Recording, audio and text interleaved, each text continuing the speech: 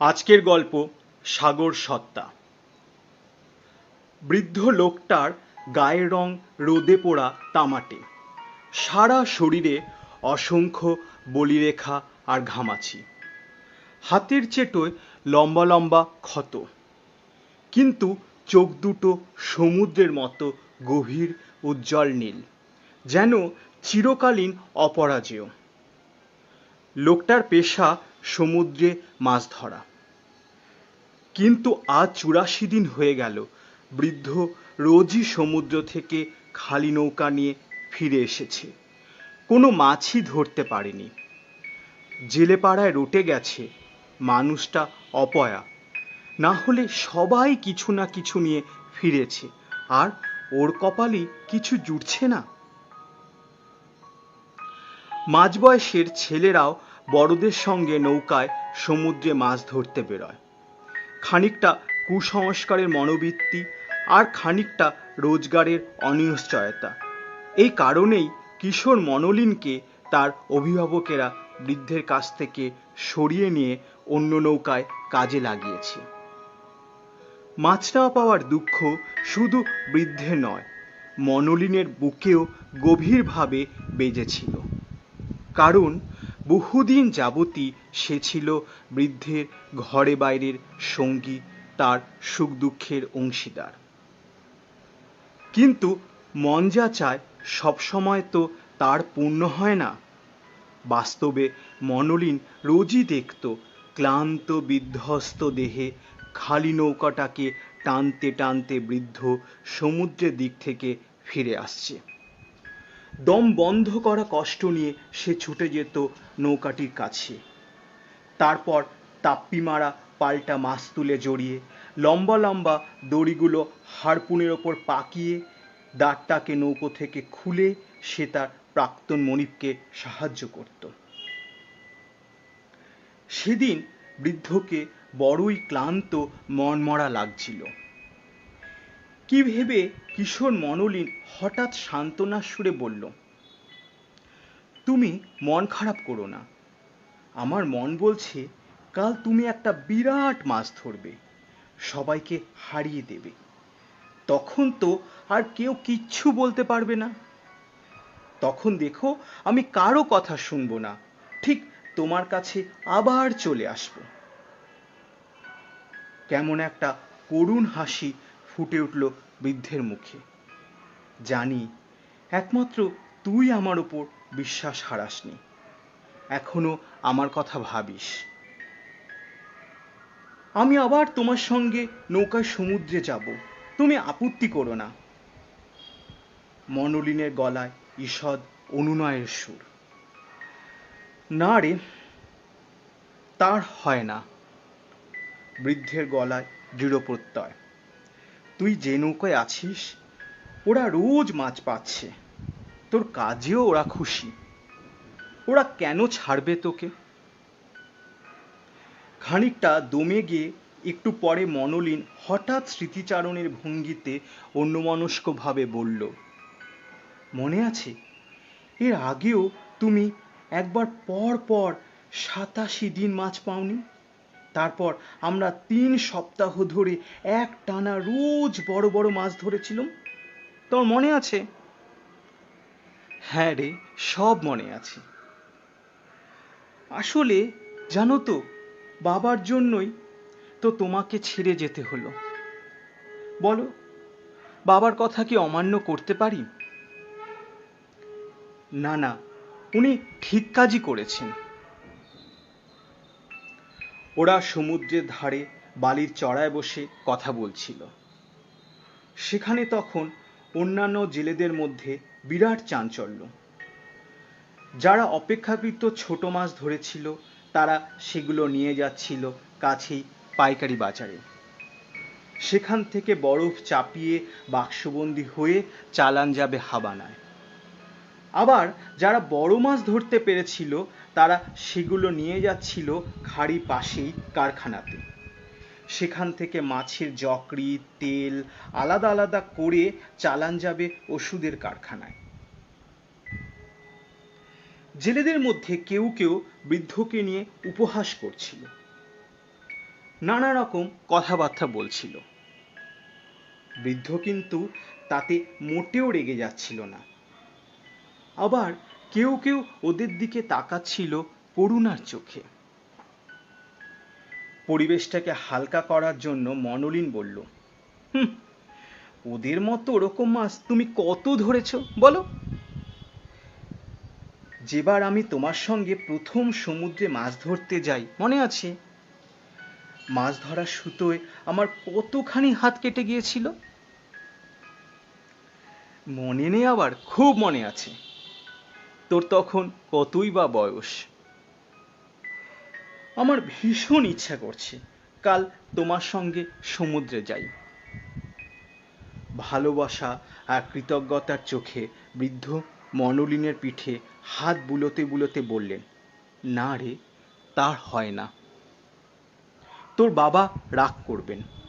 বরং আমার জন্য গোটা কতক সার্ডিন মাছ জোগাড় করে নিয়ে আয় তো। ওগুলো বড় মাছের জন্য খুব ভালো টোপ। ততক্ষণে সন্ধ্যা নেমে এসেছে। মাস্তুলটা বৃদ্ধ কাঁধে তুলে নিল, আর মাছ ধরা বর্শা, হারপুন, দাঁড় এগুলো মনোলিন ঝুলিয়ে নিল দু কাঁধে। তারপর সমুদ্রে ঝোড়ো হাওয়ায় মিনিট 10 হেঁটে তারা এসে পৌঁছলো বৃদ্ধের ঘরে। কাঠের মামুলি ঘর, মেঝেতে গতানুগতিক কয়েকটা আসবাব আর কিছু নিত্য ব্যবহার্য জিনিস। দেওয়ালে একটা ক্রুশবিদ্ধ যিশুর মূর্তি। এক সময় ওই মূর্তির পাশে তার স্ত্রীর বিবর্ণ ফটো টাঙানো ছিল। কিছুদিন হলো সে সেটাকে একটু আড়ালে সরিয়ে রেখেছে, কারণ ওটাকে দেখলেই কিরকম একটা নিঃসঙ্গতা তার বুকের ওপরে ভারী পাথরের মতো চেপে বসে। ঘরের কোণে মাছ ধরার জিনিসপত্রগুলো দাঁড় করিয়ে রেখে মনোলিন জিজ্ঞাসা করল, আচ্ছা, রাতে তুমি কি খাবে? আঙুলের ইশারায় বৃদ্ধ টেবিলের ওপরে একটা ঢাকা দেওয়া থালা দেখিয়ে দিল। ঢাকনা খুলে মনোলিন স্থির চোখে তাকিয়েছিল দুমুঠো হলদে ভাত আর কয়েকটা আধপোড়া ছোট মাছের দিকে। বৃদ্ধের কিন্তু সেদিকে কোনো ভ্রুক্ষেপ নেই। সে তখন অন্য জগতে। হঠাৎ নিজের মনে সে বলে উঠল, 85 নম্বরটা আমার কাছে খুব লাকি। একবার ওই নম্বরে লটারির টিকিট কেটে 1000 পাউন্ড পুরস্কার পেয়েছিলাম। কাল আমার মাছ না পাওয়ার 85 দিন পূর্ণ হবে। মুহূর্তের মধ্যেই উপস্থিত চিন্তাভাবনাগুলি মনোলিনের মাথা থেকে উবে গেল। কি ভেবে খানিকক্ষণ পরে বলল, তুমি বিশ্রাম করো, আমি একটু ঘুরে আসছি। ঘণ্টাখানেক পর ফিরে এসে মনোলিন দেখল বৃদ্ধ চেয়ারের ওপরেই কাত হয়ে ঘুমিয়ে পড়েছে। অসম্ভব বলিষ্ঠ দুটো হাত চওড়া কাঁধ থেকে ঝুলছে। হাঁটুতে আলতো করে হাত ছোঁয়াতেই বৃদ্ধ চোখ মেলে চাইল। একটা মাঝারি সাইজের টিফিন ক্যারিয়ার টেবিলের ওপর রাখতে রাখতে মনোলিন বলল, এই হলো তোমার ব্রেকফাস্ট। সকালে একদম খালি পেটে মাছ ধরতে যাবে না কিন্তু। শরীরে শক্তি না থাকলে মাছ ধরবে কেমন করে? কথাগুলো যেন বৃদ্ধের কানেই ঢুকলো না। দেখতে হয় দেখা। এইভাবে টিফিন ক্যারিয়ার খুলে দেখল, দুটো কলা আর বেশ খানিকটা সেদ্ধ শাকসবজি। আসলে বৃদ্ধের লক্ষ্য ছিল মনোলিনের অন্য হাতের প্যাকেটটার দিকে। মাছ ধরার জিনিসপত্রগুলোর পাশে সার্ডিন মাছের প্যাকেটটা নামিয়ে রেখে মনোলিন বলল, এই রইল তোমার মাছ ধরার টোপ। এইবার বৃদ্ধের মুখে হাসি ফুটল। আনন্দে চকচক করে উঠল চোখ দুটো। কি একটা বলতে যাচ্ছিল। বাধা দিয়ে মিষ্টি ধমকের সুরে মনোনীল বলল, আর কোনো কথা নয়, এবার খেয়ে দিয়ে শুয়ে পড়ো, কাল সকালে তাড়াতাড়ি উঠতে হবে তো। সাধারণত ভোরের ঠান্ডা হাওয়ায় আরশে গন্ধে বৃদ্ধের ঘুম ভাঙে। সেদিন একটু বেশি ঠান্ডা পড়েছিল, তাই অনেক আগেই ঘুম ভেঙে গেল। ভোরে তাড়াতাড়ি গুছিয়ে বেরোনোর জন্য মাঝিরা সমুদ্রের ধারে ছোট ছোট চালাঘরে রাত কাটায়। যখন মনোলিনের সঙ্গে বৃদ্ধের দেখা হলো, তখন সে একটা খাটিয়ায় কম্বল চাপা দিয়ে গভীর ঘুমে আচ্ছন্ন। জানলা দিয়ে চাঁদের হালকা আলো এসে পড়েছে মুখে।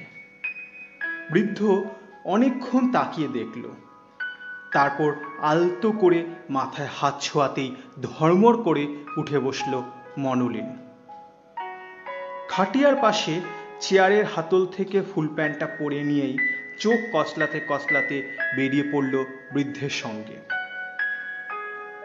ওদিকে বৃদ্ধের তখন গোছগাছ সম্পন্ন।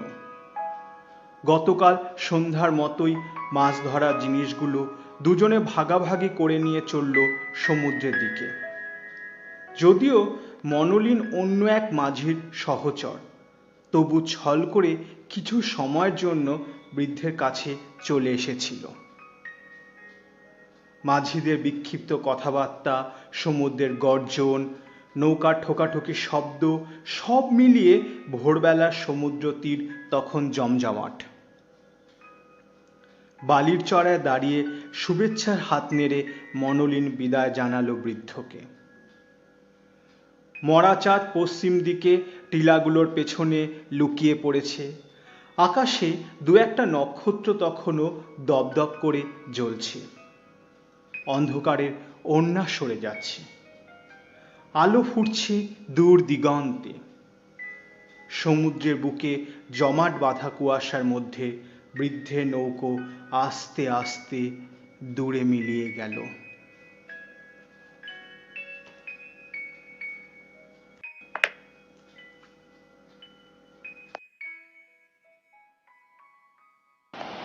সমুদ্রের তলায় বড় বড় কতগুলো বিশেষ ধরনের ঘূর্ণি থাকে, যেগুলোর তলায় বড় বড় মাছ দল বেঁধে লুকিয়ে থাকে। জোরে জোরে দাঁড় টেনে বৃদ্ধ সবার আগে সেই সব ঘূর্ণিগুলোর কাছে পৌঁছতে চায়। অনেকের থেকেই বৃদ্ধের অভিজ্ঞতা বেশি, চিনতে ভুল হলো না। ঘন্টা তিনেক পর ওই রকম একটা ঘূর্ণির কাছে সে পৌঁছে গেল। ইতিমধ্যেই সূর্য বেশ খানিকটা ওপরে উঠে পড়েছে, আর সবাই তখন অনেক দূরে, কাউকেই দেখা যাচ্ছে না।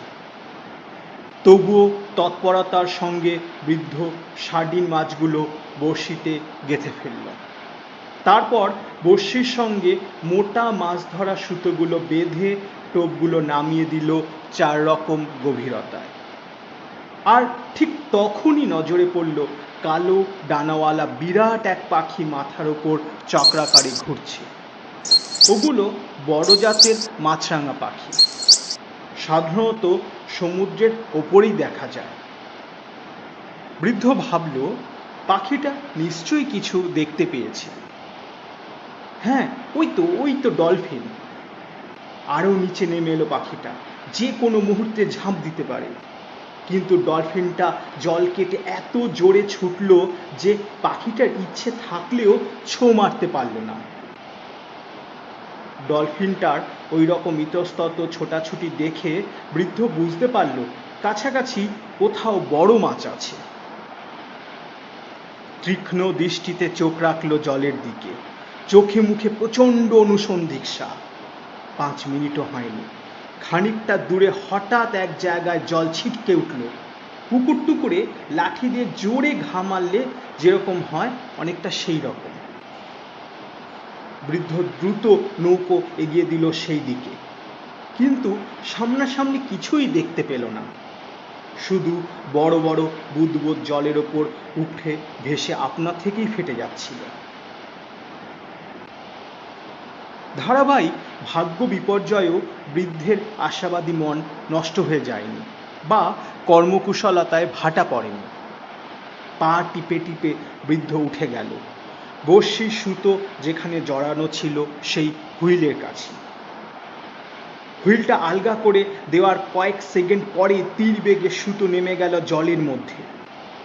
বৃদ্ধ মনে মনে ভাবল, ছুটুক ছুটুক, পুরো 40 বাও সুতো আছে, যত ছুটবে ততই বুকের মধ্যে গেঁথে যাবে বসে। কিন্তু মনে যাই বলুন, বাস্তবে হুইল আর নৌকোর হাল সামলাতে বৃদ্ধের তখন হিমশিম অবস্থা। সারা দিন সারা রাত ধরে লড়াই চলল। ভোর রাতে সব ছেড়ে ছুড়ে বৃদ্ধ টুপি খুলে বসে পড়ল পাটাতনের ওপর। পেট ভরে জল খেল। নৌকোর ধারে একটা শুশুকের ডিগবাজি দেখল। সূর্য ওঠার পর অনুভব করল মাছটা কিছুটা ক্লান্ত। সুতোর টান এবং তির্যক অবস্থান দেখে বুঝতে পারল কম গভীরতায় মাছটা ঘুরে বেড়াচ্ছে। সুতোয় ছোট একটা হ্যাঁচকা টান দিয়ে কিছুটা রসিকতার সুরে বৃদ্ধ বলল, ওহে মাছমশাই, তোমাকে আমি যথেষ্ট সম্মান করি, কিন্তু আজ দিন শেষ হওয়ার আগেই তোমায় নিকেশ করতে হবে। যেন এর উত্তরেই মাছটা উল্টো দিকে ঝাঁকিয়ে দিয়ে বৃদ্ধকে নৌকোর সামনের দিকে ফেলে দিল। সুতোটা না ছেড়ে দিলে সে হয়তো জলেই পড়ে যেত। না, শরীরের শক্তি কমে গেছে, কিছু খেতে হবে। এই বলে বৃদ্ধ নিচু হয়ে নৌকোর তলা থেকে বর্ষায় গেঁথে একটা ডলফিন ধরল। পরম পরিতৃপ্তির সঙ্গে ছুরি দিয়ে কেটে পিঠের মাংস খেলো খানিকটা। বাঁ হাতটা জখম হয়েছিল। পাগলের মতো নিজের হাতের দিকে তাকিয়ে বলল, এখন কিরকম লাগছে? আর একটু কষ্ট সহ্য করো বাবা। এমন সময় চকিতে সশব্দে দুপাশে জল সরিয়ে বিরাট লম্বা শরীরটাকে একবার দর্শন দিয়েই মাছটা ডুবে গেল। চোখ বড় বড় করে বৃদ্ধ বলল, বিরাট মাছ, যেমন করে হোক কাবু করতেই হবে। যিশুর আশীর্বাদ, আমার থেকে ওর বুদ্ধি অনেক কম, তবে অত সহজে কাবু হলো না মাছটা। সেই দিনটাও একই রকম টানাপোড়েনে কাটল।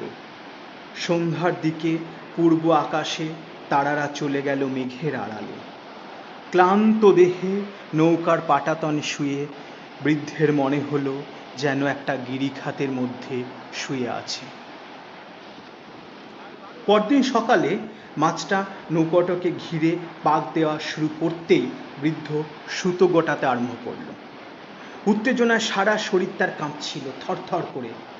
জলের দিকে তাকিয়ে হাঁপাতে হাঁপাতে বলল, লাফিয়ে আমাকে আর কষ্ট দিও না মাছমশাই, এমনিতেই আমার হাতের অবস্থা শোচনীয়। বৃদ্ধের কাতর আবেদন তখনও শেষ হয়নি। নৌকোর থেকে 30 গজ দূরে বিরাট একটা কাস্তের ফলার মতো ভেসে উঠল মাছের লেজটা। ঠিক জলের তলাতেই দেখা দিল খোঁচা খোঁচা পিঠ, সারা শরীরে লাল ডোরা ডোরা দাগ।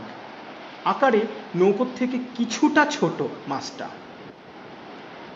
হারপুনের সঙ্গে দড়ি বাঁধতে বাঁধতে বৃদ্ধ বলল, ওহে মাছমশাই, এখন তুমি মৃত্যুর জন্য তৈরি হও। এর আগে তোমার মতো এত সুন্দর এত বড় আমি আর কিচ্ছু দেখিনি, কিন্তু আমার কোনো উপায় নেই। ইচ্ছা করলে তুমি আমাকেও মেরে ফেলতে পারো, তাতে আমার কোনো দুঃখ থাকবে না। তারপর শরীরটা টান করে সমস্ত শক্তি ডান হাতে জড়ো করে বৃদ্ধ হারপুনটা ছুঁড়ে দিল মাছের দিকে। শেষবারের মতো নিজের সৌন্দর্য দেখাবার জন্য মাছটা জলের ওপর একবার পাক খেল। পেটটা রূপোর মতো জল জল করে উঠল সূর্যের আলোয়। কয়েক মিনিটের মধ্যেই কিছু দূর অবধি সমুদ্রের জল লাল হয়ে গেল মাছের রক্তে। বৃদ্ধের কম্পাস নেই যে সোজাসুজি বুঝতে পারবে কোন দিকটা দক্ষিণ পশ্চিম। বায়ু প্রবাহের দিক অনুভব করে নৌকার পাল তুলে দিল। হাতে প্রচণ্ড যন্ত্রণা থাকলেও মনটা খুশিতে ভরপুর। এতক্ষণে মাছের ভবলীলা সাঙ্গ হয়েছে। এখন যত তাড়াতাড়ি সম্ভব বাড়ি ফিরতে হবে। অলস হাতে নৌকার হাল ধরে বৃদ্ধ ভবিষ্যতের কথা ভাবছিল। তার এই সাফল্যে সবথেকে কে বেশি আনন্দ পাবে? নিঃসন্দেহে মনোলিন। ছেলেটা তাকে বড্ড ভালোবাসে। একটু তন্দ্রার মতো এসেছিল। হঠাৎ নজরে পড়ল কাছেই একটা বড় নীল পাখনা। ভয়ঙ্কর চমকে উঠল বৃদ্ধ। হ্যাঁ, হাঙুরই তো। তেলা চকচকে নীলপিঠ, মুখের মধ্যে তীরের ফলার মতো ধারালো দাঁতের সারি, মূর্তিমান সমুদ্র শয়তান। শক্তির হিংস্রতার জন্য এই জীবটিকে সাগরের সব প্রাণী ভয় পায়। রক্তের গন্ধ পেয়ে নীল পাখনা ভাসিয়ে হাঙরটা তীর বেগে ছুটে আসছিল নৌকার দিকে। অবশ্য বহুদিনের অভিজ্ঞতা থেকে বৃদ্ধ ভয় পেল না। দড়ি বেঁধে হারপুনটাকে আবার তৈরি করে ফেলল সে।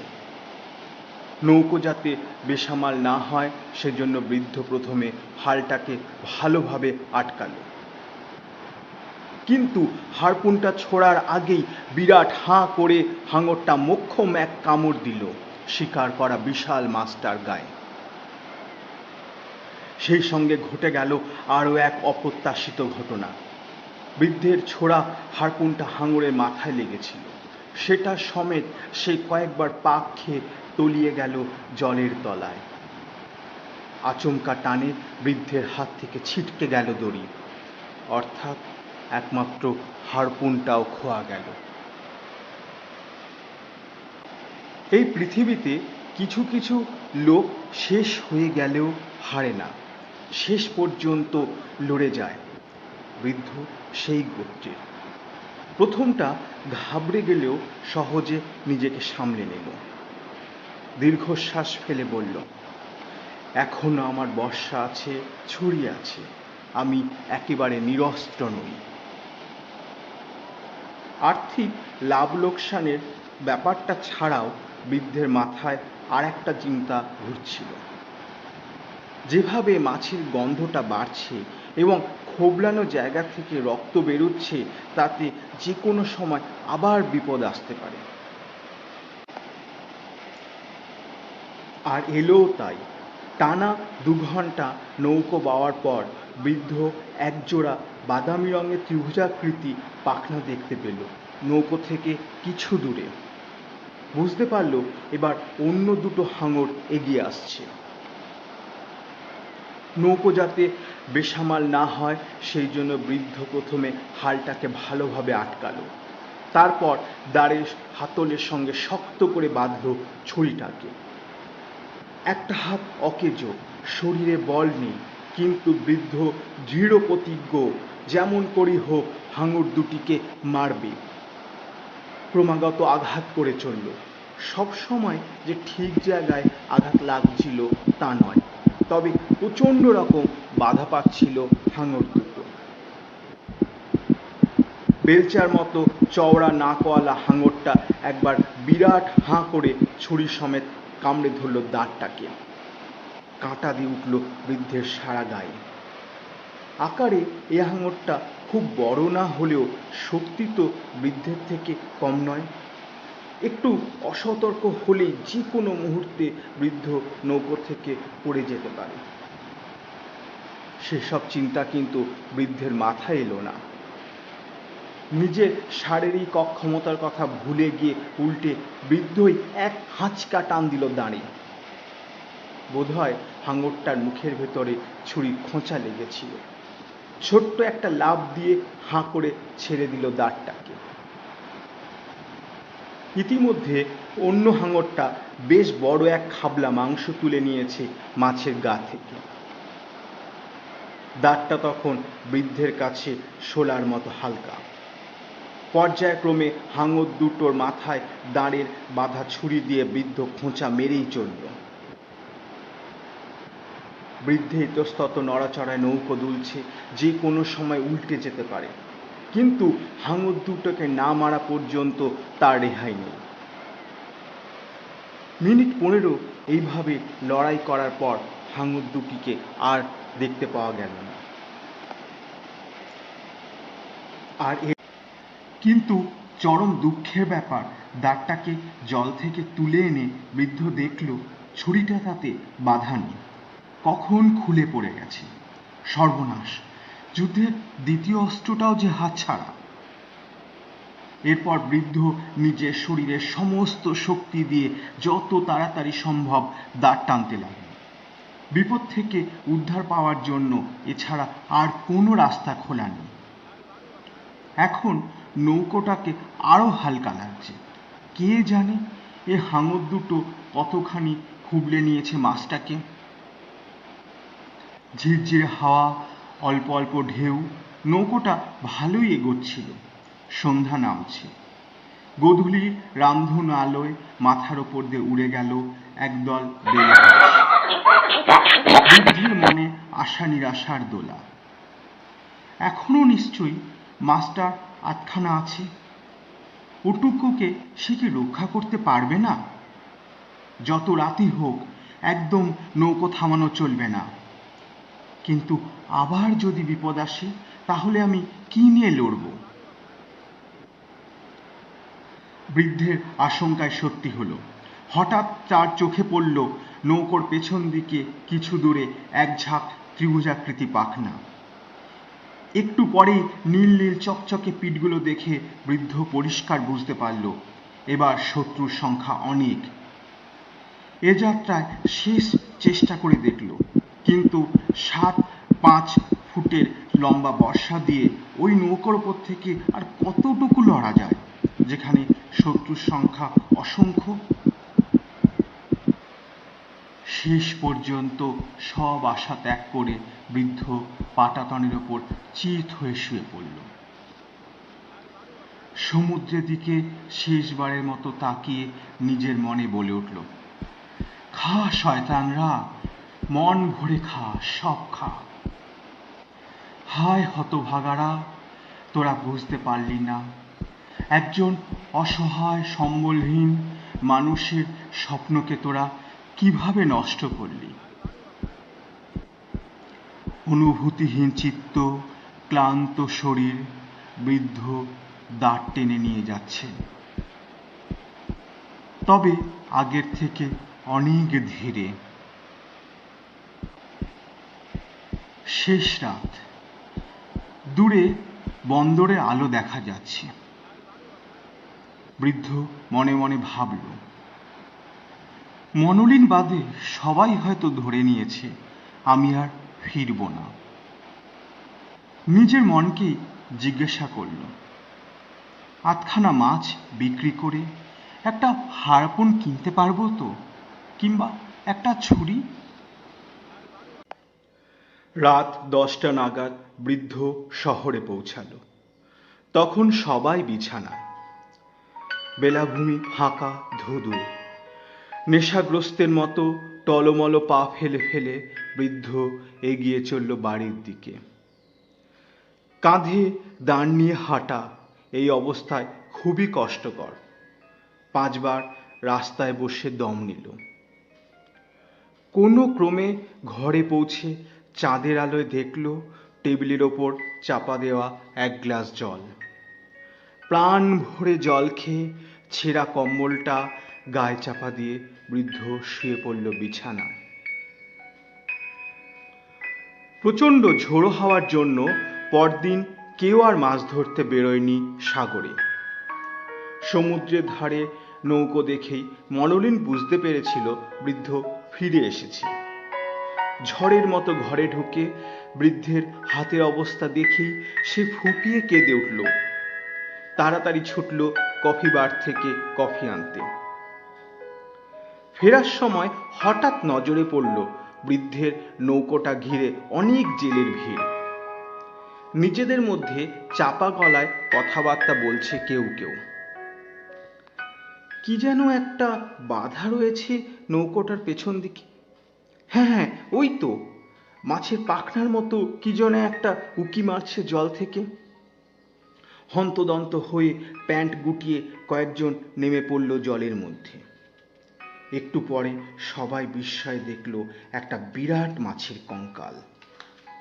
নৌকোটার সঙ্গে দড়ি দিয়ে বাঁধা, শুধু মাথাটাই অবশিষ্ট আছে। চিন্তিত মুখে ভিড়ের মধ্যে থেকে একজন বলল, মাথা থেকে লেজ অবধি 18 ফুটের মতো লম্বা, কি বলো? কপাল কুঁচকে আরেকজন জিজ্ঞাসা করল, কি মাছ? এত বড় মাছ তো আমি জীবনে কখনো দেখিনি। স্থির চোখে কঙ্কালটার দিকে তাকিয়ে থেকে একজন বয়স্ক লোক উত্তর দিল, মনে হচ্ছে টাইবুরন। মনোলিনকে হঠাৎ দেখতে পেয়ে উত্তেজিত স্বরে একজন জেলে জিজ্ঞাসা করল, বৃদ্ধ এখন কেমন আছে? দেখা হয়েছে তোমার সঙ্গে? হ্যাঁ, অঘরে ঘুমোচ্ছে, তোমরা যেন কেউ ওকে ডেকো না। ফুপিয়ে কাঁদতে কাঁদতে উত্তর দিল মনোলিন। তারপর কি মনে করে ছুটে গিয়ে কফি বার থেকে আরো খানিকটা গরম দুধ আর চিনি মিশিয়ে আনলো কফির সঙ্গে। ঘরে ঢুকে মনোলিন দেখে মাথার ওপর আড়াআড়িভাবে হাত দুটো তুলে বৃদ্ধ শুয়ে আছে। পায়ের শব্দ পাওয়া মাত্রই চোখ মেলল, ঠোঁটের কোণে ফুটে উঠল এক চিলতে হাসি। কষ্ট করে উঠে বসে কফিটা খেয়ে এক দীর্ঘশ্বাস ফেলে বলল, সবার কাছে আমি হেরে গেলুম মনোলিন। সত্যি এ আঘাত আমার কাছে অসহ্য। তুমি মোটেও হারোনি, মনোলিন সান্ত্বনা সুরে বলল। সবাই বলছে এত বড় মাছ কেউ কখনো দেখেনি। পেড্রিকো তো মাথাটা কেটে রেখে দিচ্ছে। সঙ্গে সঙ্গে একটা তৃপ্তির হাসি ছড়িয়ে পড়ল বৃদ্ধের মুখে। ইতিমধ্যে ওরা নিশ্চয়ই আমার খোঁজ করছিল। নিশ্চয়ই, তুমি কি ভেবেছ? বন্দর কর্তৃপক্ষের লোকজনও তোমার অনুসন্ধানে নেমেছিল। অতটুকু ছোট নৌকা নিয়ে আমি অনেক দূরে সমুদ্রে চলে গিয়েছিলাম। কি করে খোঁজ পাবে বল আমাকে? প্রথম দিনই মাছটা ধরেছিলে, তাই না? মনোলিন কথা ঘোরানোর জন্য বলল। হ্যাঁ রে, তারপর 2 দিন ধরে এক টানা লড়াই করে গেছি মাছটার সঙ্গে। ওকে অক্ষত রাখার চেষ্টা করেছি, পারিনি। নিজেকে ছাড়া এক এক করে সব কিছুই হারিয়েছি। যে যাই বলুক, এবার কিন্তু আমি তোমার সঙ্গে সমুদ্রে যাবই, আর কারও কথা শুনবো না, মনোলিন দৃঢ়ভাবে বলল। না রে, এখন দেখছি আমি সত্যি অপয়া, বৃদ্ধ ভাঙা ভাঙা গলায় বলল।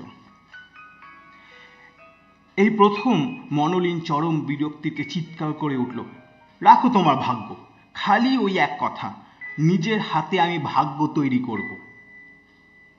কিন্তু হারপুন, ছুরি এসব আমি পাবো কোথায়? আমার তো সবই খোয়া গিয়েছে। তোমার কোনো চিন্তা নেই, আমার সব আছে। তুমি শুধু তোমার হাত দুটোকে তাড়াতাড়ি সারিয়ে তোলো।